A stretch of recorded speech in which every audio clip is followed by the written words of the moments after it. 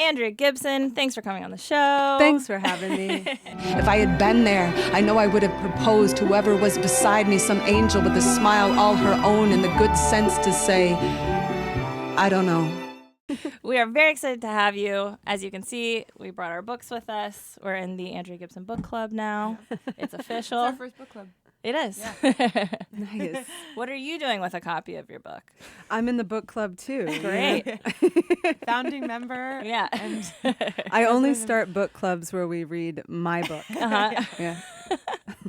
I guess for those who are listening and not watching the video version of this, we were talking about your book, Take Me With You, which is coming out this week that we're recording in. And it's a smallish book. I was just saying I love it because I can fit it in my coat pocket and show people that I'm a reader. And what were you going to tell us about the size of this book? Yeah, I was going to tell you a funny story that when I dreamed up this book, my idea was to have a book that was the size of a cell phone because it was during the time when I was getting bad news into it's still happening. Every 10 minutes, you look on your phone and it's horrible news. And I wanted something that was as handy as a phone, but that would, pop up good news every now and then if you wanted to read it. That's and awesome. then when I got the first copy in the mail, I was like, wait, it's double the size it's supposed to be. And they said, oh, no. We couldn't put it on the shelf if it was that little. So the whole time, yeah. Oh, but so this is a big book in your eyes. it looks giant to me now. Yeah. That's funny. This is a good news book. I brought this book into bed with me recently to read romantic poems to my girlfriend. And it was... that sounded a little weird. We just were having a nice moment before going to bed, and I was like, I'm going to read some of these out loud to you as like part of my prep. She was It's like That's okay. so nice. A literary threesome. Yeah, exactly. And it I'm in works beds well. all over the world. I'm sure you are. So congrats on the book. Thank you so much. Thank you. And you have a new album out I do. concurrently. Yeah, I have a new album called Hey Galaxy, and it came out just a few weeks before the book is coming out. So it's a lot to do at once, but Trump is president, so there's a lot to do. A lot of material to push out there. Yeah. Now, is this the project that I read that you had delayed after the election? The album so originally I was writing an album that was entirely a love album. So every poem on the album was going to be a love poem. And then Trump got elected, and I just couldn't stomach not putting out something that was, more political. Mm-hmm. And so, the album also has love on it, which is political because it's, super queer. But Right. Yeah. Do you feel like your work then has become more like political? I don't feel like it's become more political. It just felt like bad timing just in my spirit to put out something that wasn't specifically addressing the awfulness of him. Totally. Especially when your work has so much been focused on those efforts in the past, and so it's like, why now? Yeah, and I still want to do hard. it. I was on tour a couple of years ago with Holly Miranda, and right before I was taking the stage one night, she told me that Nina Simone spent several years during the civil rights movement refusing to sing anything but social justice songs. So people would come to her shows and request love songs, and she would refuse. And I remember that night making my set list and thinking, I'm going to leave all the love poems off my set list. But then I got on stage and realized that just by the nature of the fact that my poems are about women, it makes them political, which is heartbreaking. So I still think, the romantic project would still be political. I just wanted something with a little more boom now. Yeah. Totally. It's interesting. I asked you if we were talking about you reading a poem at the end of this, and I requested Boomerang Valentine, which when I was listening to the album, that one came on, and it was a bit of a breath of fresh air, a break from really hard stuff. There's hard stuff, and then there's really, really hard stuff. And so, and it's all important, and it's all the sense of urgency, but there was a sort of lightness, and love just innately has that. So I wonder how much of a kind of Trump being elected was a drag overall, but then the idea of like, oh, I don't get to make this love album. I don't get to focus on these things. In general, I think artists are struggling with that a lot. Like, I have to now focus on this, whereas like love is still this overpowering thing. Yeah. But we have a mission now. Right. You know, Obligation. my therapist, who I never go a day without quoting, It's a good sign. yeah, says that the only thing that we really have control over is where we put our attention. So I do think it is a really important time to put your attention on love and you know, the lighthearted things, to put your attention on joy wherever you can find joy, you know, because you'll need it as fuel to, you know, step up Carry right on. now. Yeah, yeah. Right. Totally. I feel like we should acknowledge that you are the first, at least, open genderqueer guest that we've had on this show. Oh, wow. And it wasn't even a second thought for us to book you on the show and the opportunity presented itself. It was after we booked you, then we had to have a talk with each other about the mission of this show, because it's always been just inspiring women in music or arts who, you know, have stories to share, that we wanted to give them a platform for. So then it was like, okay,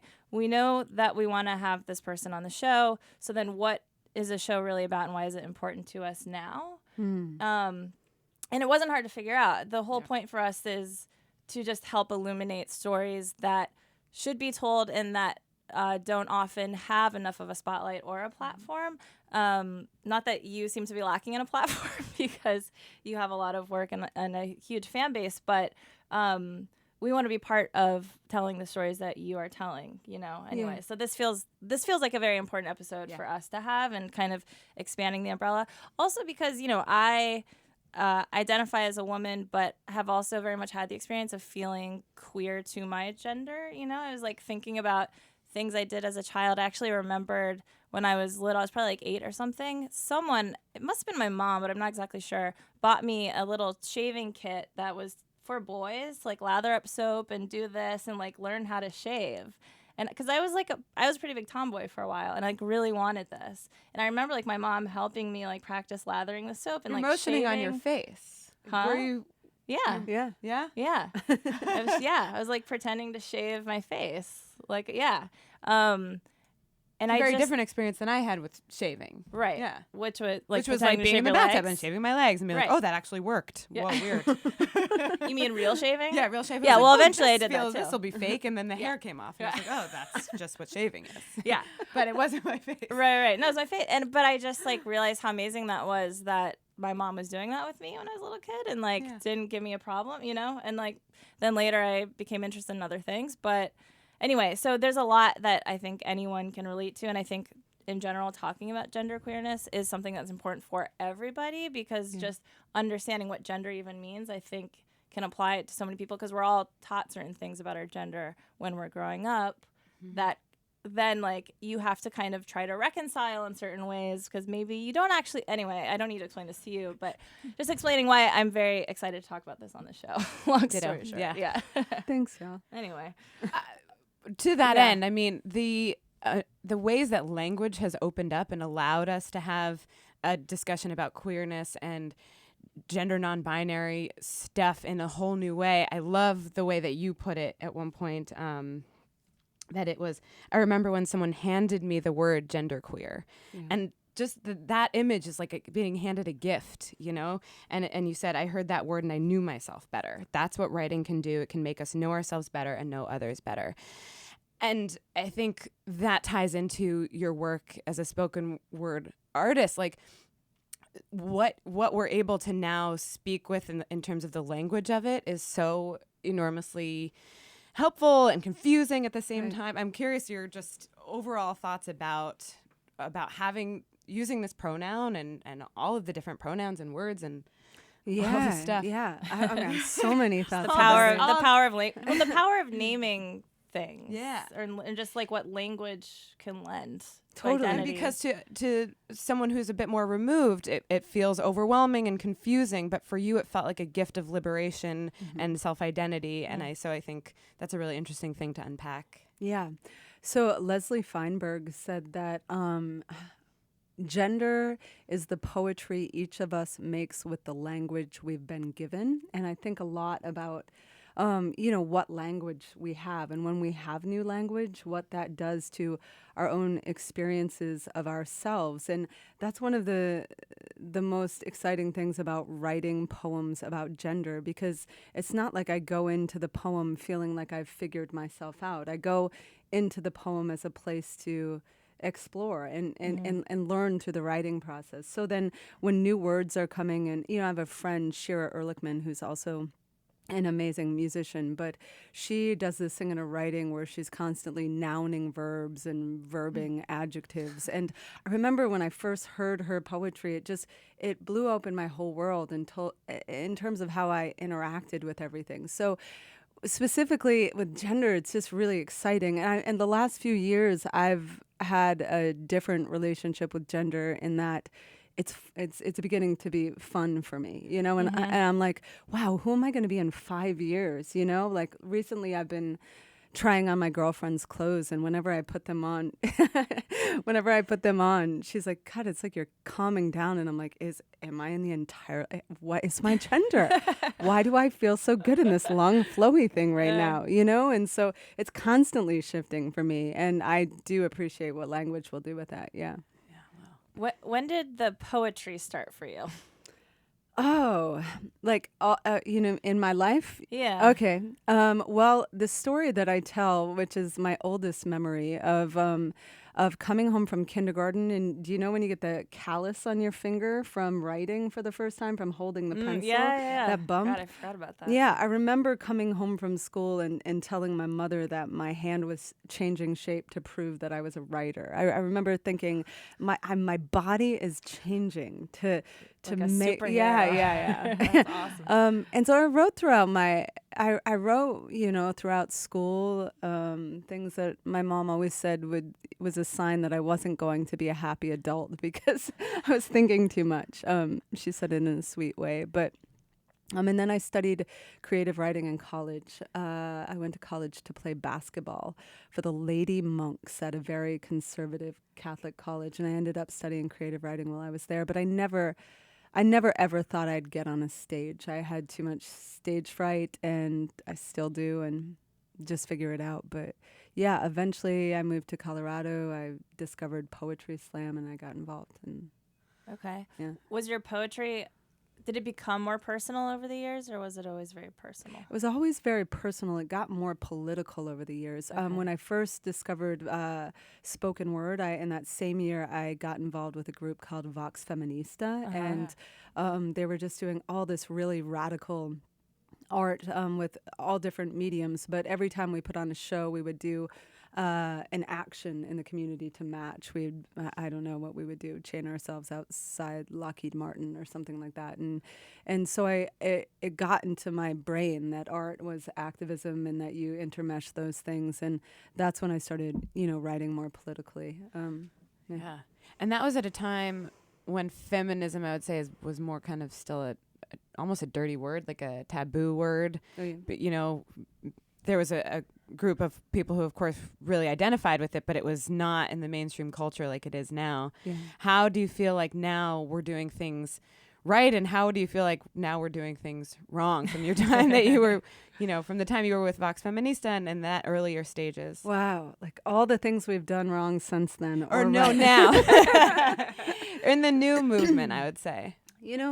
One of the things that was happening then is, and maybe it's just a product of social media, where I notice, at least in just the communities that I witness, I notice a lot of people being afraid to speak up for fear of saying something wrong, for fear of messing up. And I've been writing about that actually a lot lately, where, to be political and to be active in this time, I think requires a willingness to mess up, and because social media is what it is, a willingness to mess up publicly, and which can be hard. But I just have noticed women specifically around me and queer people around me, I'm getting in some ways more silent because of that fear of, messing up and then getting called out for something they've done wrong. Are you saying people within the community that you've been a part of who were more vocal before and are less so now? I think so, even though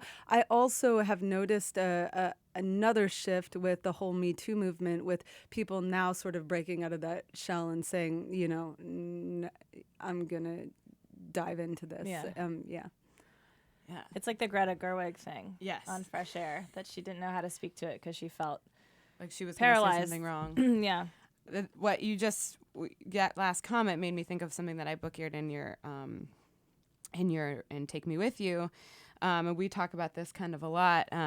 You wrote, any feminist who has ever taken the high road will tell you the high road gets backed up, and sometimes we need to take a detour straight through the belly of uncensored rage.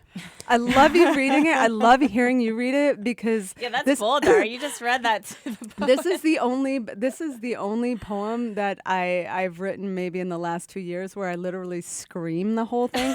So I've never heard somebody do it so politely. calmly. I love hearing it that way. Okay.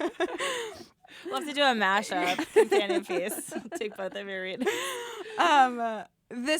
We talk a lot about needing to make people uncomfortable and what is the limits of that, what is the lines of that.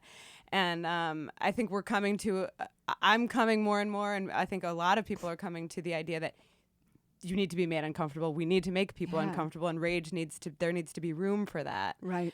Yeah. So the idea that you're seeing people that you've been, felt a kindred with wanting to be more quiet is interesting. Yeah, I mean, I think all of it's happening at once, and it's people trying to figure out, what social media, just figuring out what they can comfortably do, and then pushing outside of your comfort zone. That quote, art should comfort the disturbed and disturb the comfortable. And and then also rage. When I was doing a show with Vox Feminista, we did a year-long show once that was called Sacred Rage. It was like 11 years ago. And I remember before that, I was a little hippie, and I thought, no rage, it's bad. Yeah. But it really woke me up to know this is important to feel rage because it's in us. I have a friend, her name's Mindy. I have a friend. Her name's Mindy Netafee. She's a poet, and she has a line that says, bend back and manifest grief. And people sometimes have trouble with that line because they think it's saying, have grief be in you. But basically she's saying it's in us. Like rage is in us, grief is in us, all of this is in us. So, let it out and, for your own, clearing your own being, and also to see what beautiful thing we can make from that. Yeah. It's so funny. It reminds me that in the 90s, I feel like me and all my friends wanted to be hippie flower children, and to be an angry feminist was the worst term in the world, Yeah. And now all I want to be is an angry feminist. Yeah. It's so important, and it's also just paying attention, right now. It's like impossible to not be angry. And I've felt this, in the last year, I've felt more political despair than I've ever felt in my life. And what that looks, I'm going from rage to terror to grief, and then every so often I, snuggle my dog. Right. And write about love. Dogs. Yeah. And love too. Yeah. And love, yeah. Snuggle your girlfriend. I'm wondering how the queerness in your writing paralleled your relationship with it in your life. Like, were they always conjoined, or did one happen ahead of the other? When did they dovetail? It was a lot of, I wonder if I'd even be a spoken word artist if I wasn't queer, because in the beginning it was so much of what I had to speak about. When I'm writing, I'm often, there'll be so many things I want to write, but I'll tap in that day and just, what is the thing that wants to be spoken the most? And in the beginning, every single thing I was writing was queer. And it also helped me to, because I was scared in the beginning too. It took me sort of a long time to come out. It was a painful struggle with my family, and I was living in a really conservative place. But as soon as I started, yelling about it on a microphone, then at that point it just sort of felt ridiculous to be scared, or, to not be celebrating myself, because it also feels, y'all know it feels important if you're putting out some sort of public message to feel some congruency. Sometimes I think sanity is actually congruency, like in different parts of your life, where how you're existing in the private world is, at least integrity wise matching up to who you're presenting publicly. Yeah. It's true. I mean, we talk sometimes about the importance of representation, and if you can see yourself in someone else or on screen or whatever, you can sometimes identify who you are better, but also how you represent yourself can like help you identify yourself. It's like sometimes people will start writing about something and then they realize that that's actually coming from a more personal place than they realize. Yeah. Yeah, Go for it. Yeah, I mean, I think about that all the time because I don't, I don't often write where I am, especially in this last year. I've written a lot of hopeful poems, and I've written them on miserable days. It's like sort of writing and then trying to not necessarily writing where I am, but writing where I want to be, and then try to follow the poem in that direction, sort of as a guide in a way. Yeah, that makes sense. What were you gonna say? I'm curious if you could just speak a little bit to the pronoun stuff. I mean, one of our favorite things that we bonded over first as friends is Transparent. We absolutely adore the show. Jill Soloway recently, I don't know where she stands with it now, but she... Go for herself? Yeah. And using her language around herself. I know that I heard in an interview where she at one point said, I use the word they, but more as like a form of protest and to annoy people, which I thought was interesting. So I'm curious if you could just talk a little bit about your feeling about it and evolution with it and just in general. Yeah. So I use they, them, theirs pronouns. And for any listeners that, aren't familiar with that, do you think that there may be some people listening Definitely. that, yeah. And so people will often say that that's, they can't get their head around it. They don't know how to use it in a sentence. And it's pretty simple. Like, where's Andrea? Oh, they just went to the bathroom. Where's Andrea's bag? Oh, I think they left it over there, and it's easy once you get used to it. But sometimes people struggle with it. And the beginning, like my partner's mother, for example, will say, when is they coming over? I mean, but she's, it's sweet. It's trying. It's really trying. Well, why? What should someone say in that instance? When are they coming over? Okay. Yeah. Or when use is it as them? proper, use it Yes. in the English grammatical. Correct. Right. Yeah. Okay. But you're asking in terms of how people have responded? Yeah, and how you feel, how it feels to use it and how you feel the response has been. And if you relate at all to that idea that Jill may have sort of put forth, which is like, I'm using this as almost a tool right now and not necessarily how I actually feel. Yeah. Oh, yeah. So for me, as soon as I started using it as a pronoun, I felt this calmness in myself that I hadn't felt before, and I don't have a pained experience with any pronouns. Many people do, and for example, when I'm going through airport security and they're screaming at me, pink or blue or sir, or ma'am, that thing, it hits me in my heart only because I know that other people have that experience and it's really, really painful. For me, I've never really flinched at any pronoun. It's just sort of been comfortable, even though now I'm so used to people pronouncing me correctly that if somebody says she, now I'll notice it and startle a little and think, oh, that's not me that they're talking about. It doesn't feel like me. But at the same time, it's not a painful thing. Where it is painful is if I have people in my life who are really close to me, like my best friends. If my best friends or my partner were to mispronoun me, then that, for some reason, that will hurt a little bit. Yeah. What is your relationship with the title that you carry, and that is in your Wikipedia, I think, as being I guess it's the first winner of the Women of the World Poetry Slam. Yeah, right. I know.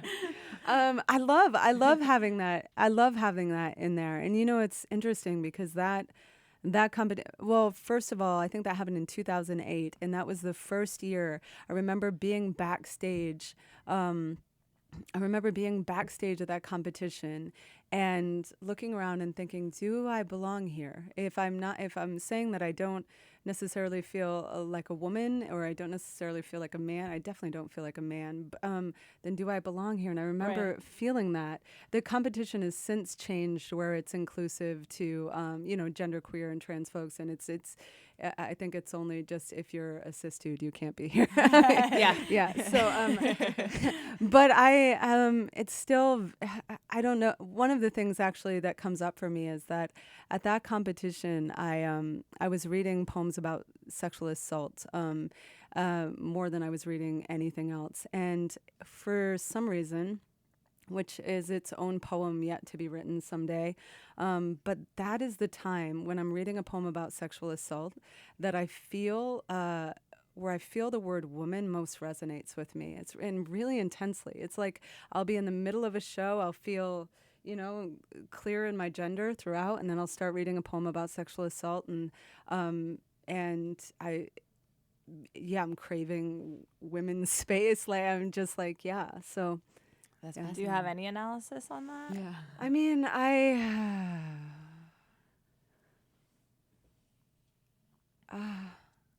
yet. don't You can really say not know yet, that. yeah. I don't know that I do have lots of analysis, but I Uh-huh. feel like it's one of those things that I'd want to put out carefully, and I don't know if I could express it in a way I'd want to right now. Yeah. Talk about an outstanding expression. Your new song, piece, Take Me With You. No, wait, no, not Take Me With You. What's the video? Your Life. Yes, yeah. Oh my God. The idea that now younger people have this ability to hear and see and experience what you're sharing in a way that you never did as a kid. It was just not available now with the internet, and you put an incredible video together full of friends and other friends and friends of friends. Who represent the whole spectrum of gender identity and all of this stuff. And it's so powerful to see what's at the disposal now of the next generation. Yeah. That's what I love about that video is how many different people are represented in it. And I do, every time I see it, I can feel my young self, my little 10-year-old self, what would have been different if I had seen something could see it anywhere, see queer people anywhere. And if you'd just been able to Google queer, you couldn't go. Where would you go? And now it's just genderqueer. God, Right. I know. Yeah. You and I didn't even have Google. Right. Let alone be able to find queer things. Yeah. When did you add music, and why and how? Yeah, so that started. I've been doing that for years now. I think this is my 7th album that I've just put out, and they all include music on them. But it was because I was touring so much for so many years, and I was just opening for, or musicians were opening for me, and I was meeting so many musicians and making friends with them that I just discovered that I preferred making art with other people as opposed to alone. And That's so rare now for a writer. and every time I write something now, I think, who can I collaborate with on this? And then I've also been doing some things lately with dancers and different sort of mediums. And I've been doing, spoken word so long that I think just naturally I'm thinking, what else could I do with this? Yeah. Do you do any other kind of performance? I know 3 chords on the ukulele. Okay. And sometimes that'll get you by. I'm a fantastic dancer. Okay. What about acting? No, I'd be awful. Really? I'd be awful at acting. What about acting. as yourself? I just actually finished a screenplay. It's a secret project. Just last night, actually. Woo, we figured. congratulations. Yeah. How does that feel? It feels really intimidating because it's a true story about a part of my life that I've never told in poems before. It has felt like too vulnerable a story to tell. And so my partner and I wrote it together, and we finally finished it. And the whole time she's like, "Oh, you can act in this," and Like, no way. No, I couldn't. I bet you could. No, I'd really be bad. I can tell I would be bad, especially playing myself. If I could play a goofball, I mean, not that I'm goofy, but if I could play some sort of funny character, Yeah. I could do that, yeah. I wanted to ask about the role of humor in this stuff. Like, how conscious are you of trying to inject a little bit of humor every now and then, or does it just come out naturally? Because it's really funny. Yeah. Yeah. Among all the other things, it's also really funny. Yeah. It's really important to me in any like full project I put out. Like, for example, with this, there's a lot of humor in this, but also and I'm saying this, I'm looking at the book right now, but also the album, but the shows, live shows especially, because there are so many heavy pieces, and I just consider people's emotional stamina throughout the show. And also it can be a great way to, get people to let their guards down and then sort of sneak in heavier information about what you should do right now to change the world. Yeah. What should people do right now? Do you have an action list? Oh my gosh, that's a hard question. I know. The $1 million That's the answer. I had this, the thing that's, I don't know if it's a do thing, but somebody was asking me about radical forgiveness in an interview recently. And I kept thinking about that. And I think the thing under that, before that could even be a step, would be radical self-forgiveness. I think that a lot of, to quote my therapist again, she says that shame is the closest state to death. And I feel like a lot of us are walking around with a lot of shame. And to start working on healing that, to me, that feels like a primary step in fixing all the mess. That's great. Yeah, I love that. Are you on a tour right now? So much so. So much tour happening. So much so you miss your bed? So much so that we're dragging a U-Haul through Manhattan right now, and there's no place to park. You're doing I it. think that the tour manager just drove to Long Island to park the. Shit. Yeah, it's 5 months of tour, and we're just in the first week right now. Oh, wow. Wow. Yeah, Cool. yeah. 5 months. It's a long time. That's I've never done anything like it before. What's the longest break you're going to have in 5 months? I think that we get a 7-day break, and then we get one other 5-day break, maybe 4 days. Okay. Is there any unusual gig that you have? Are they all pretty much You mean like a like an a unusual place, space, venue unconventional that's space? or like a I'm group? trying to think. This sounds so boring, but I don't think No, so. I mean, great. They just have, Yeah. normal theater. It's interesting because we're doing a lot of, like rock clubs, which is interesting to see people stand up to hear poetry. I used to think that's a no-no. Don't make them stand up. And then, but the energy is so wild when people are standing that it's cool. I'm guessing you asked that because you're just imagining where groups asking one you to finds come and spoken word poetry. well, also because I At think that the opportunity for different types of invitations would be like enormous right now. Yeah, Right. like barber shops and stuff. Well, sure. I love the idea of doing a restroom tour, when the whole North Carolina bathroom debacle was happening. I love the idea of taking over restrooms and just doing genderful poetry in all the restrooms. But That'd be fucking awesome. I know. I feel like people not should too have late. people should have some safe, quiet space in restrooms. So Yeah. I don't know. I was torn. When's the last time you performed in a coffee house? Oh, Not that long ago? yeah, sure. Not that long ago. Okay. What about a college campus? Like, you still Like hit in up 2 this- days from now. Yeah. Okay. Yeah. Awesome. I still do colleges for sure. Yeah. Yeah. That feels right. Yeah. Yeah. Feels like people need that, want that very Absolutely. much. Yeah. And what, like, I'm coming to see you perform tonight. Oh, cool. What Great. can one expect at one of your shows? Well, the great thing about that is, and this doesn't sell books at all, damn it, or albums, but I think spoken word is an art form that has to be experienced live to really get it, because the energy is just, I mean, if I could do anything that in the world tonight, I would go see somebody's spoken word show or just listen to a bunch. I love it so much.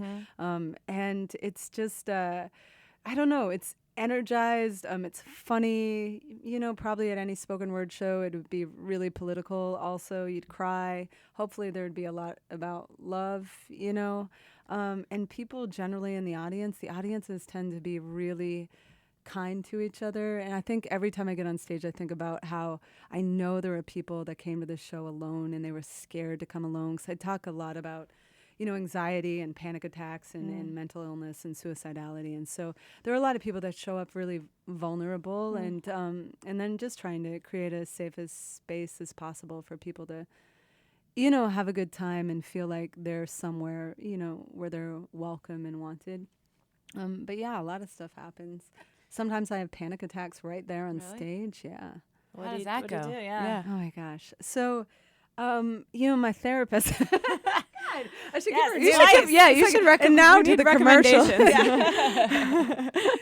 She helped me out so much because I spent a lot of years trying to hide the fact that I was really afraid to be on stage. And she gave me permission to just start telling the audience anything I was feeling. So if anything that's happened during the day, it just comes with me on stage. And I know that there's a rule that says that shouldn't happen, but it happens. And so if something sad has happened, if I'm terrified, if I'm panicking, I'll stop the poem and just, tell the audience that I'm panicking. And Will that diffuse it?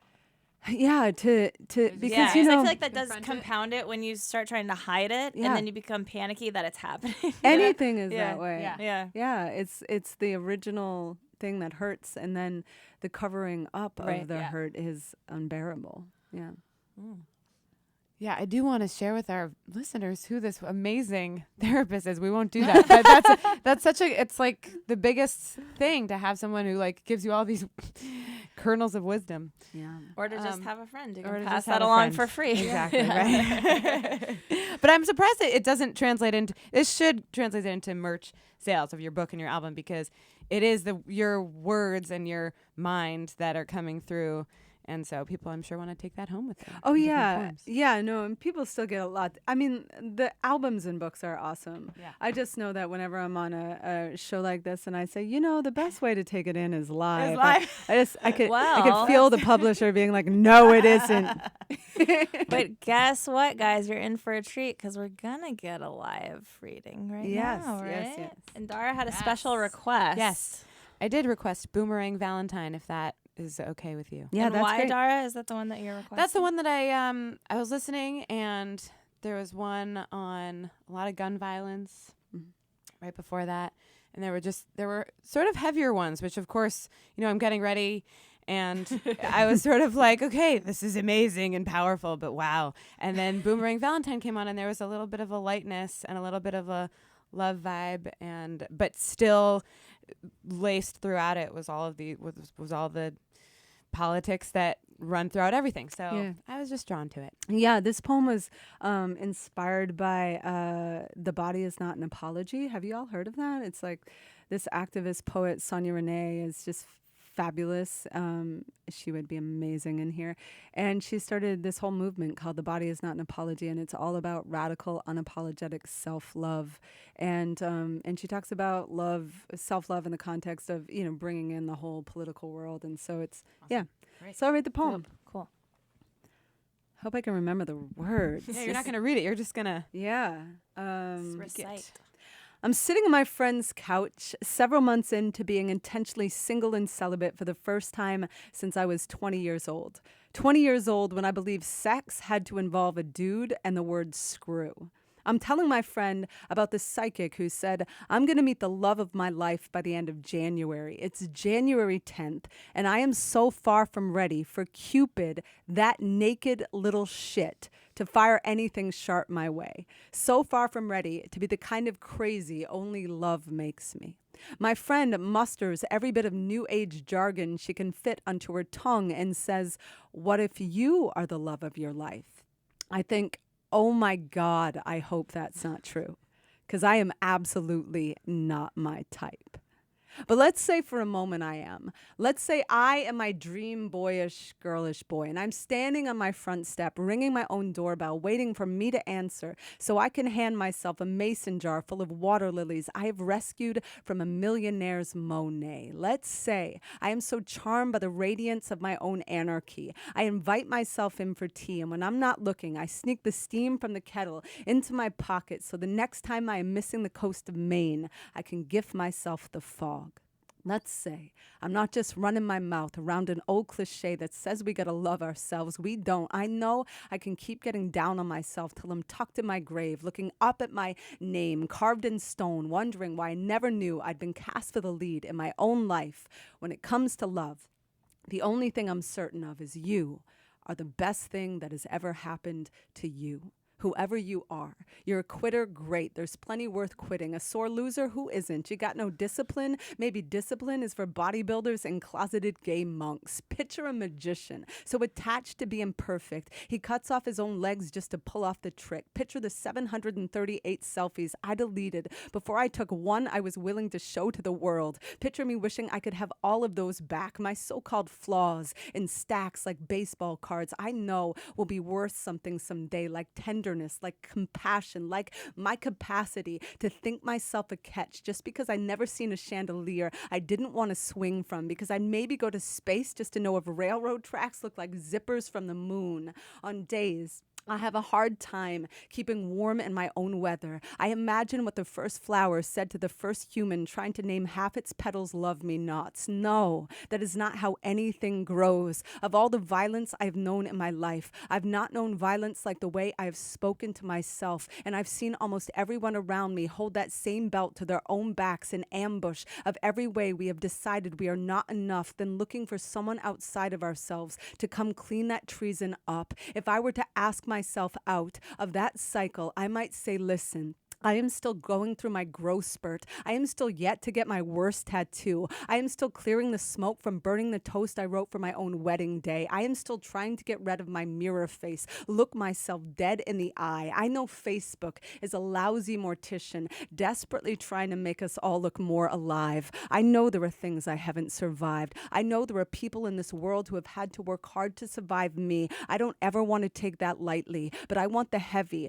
to anchor me brave, to anchor me loving, to anchor me in something that will absolutely hold me to my word when I tell Cupid I intend to keep walking out to the tip of his arrow, to bend it back towards myself, to aim for my goodness, till the muscle in my chest tears from the stretch of becoming what I came here to be, a lover of whatever got covered up by the airbrush, the truth of me, that beauty of a beast, chewing through the leash, till I got a mason jar full of water lilies, and I've got a kettle full of sea, and my whole life is just a boomerang Valentine coming right back at me. Woo! Sweet. Thanks, y'all. Thank you. Cool. So, Hey Galaxy is the album. Take Me With You is the book. Andrea Gibson is the poet. Thanks for coming on the show. Thank you so much for having me. Thank you. Thank you.